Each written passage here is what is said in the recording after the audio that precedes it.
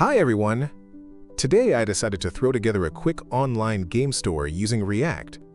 Stick around, because at the end I'll show you the deployment of this little beauty so you can actually see it live. So let's get started. First, we'll set up all the folders and files we need for the project. I like to have a clean structure right from the beginning because it makes the development process so much easier later. We're talking about folders for components, pages, assets, and of course styles. Once that's in place, we can jump straight into writing some code. This project will have several pages: a home page, a store page where all the games will be listed, individual pages for each game with details, and a contact menu so users can reach out. Essentially, it's a full front-end solution for a game store. The only thing left would be to hook it up to a back-end later, and boom, the store would be ready to roll. And speaking of looking good, let's talk about some of the extra features I'm adding. I'm particularly excited about the loading bar and pagination. The loading bar gives the site a more professional feel because no one likes staring at a blank screen while content loads. And pagination. It's perfect for a store like this because we don't want to overwhelm users with a giant wall of games all at once.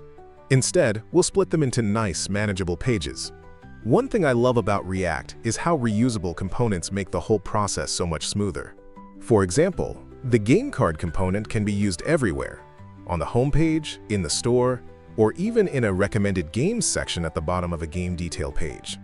Reusability is a game changer, no pun intended. Also, I want to point out that this project is perfect if you're learning React and want to practice routing. We'll be using React Router to switch between pages seamlessly, and it'll feel just like a real e-commerce site. And here's a little bonus idea. Imagine adding a search bar so users can quickly find their favorite games, or even filters for genres like action, RPG, or indie. There's so much potential for expanding this project. Alright, now back to our setup. With all folders and boilerplate ready and styles connected, we can move on to coding the homepage. It'll have a hero section with a big banner image, maybe a catchy slogan like, "Your next adventure starts here." Below that, we can show featured games in a grid layout. Smooth animations? Yes, please. We'll add some subtle hover effects to make it feel more dynamic. As we're building, you'll see how easy it is to scale this kind of project. You could later add user accounts, a shopping cart, or even payment integration. But for now, let's keep it simple and focus on the front end. At the end of the video, I'll also walk you through deploying this project so you can actually share your game store with friends or even use it as part of your portfolio. It's going to be live on the web, and trust me, there's nothing cooler than seeing your project out there in the wild. So grab a coffee, stay tuned, and let's bring this online game store to life.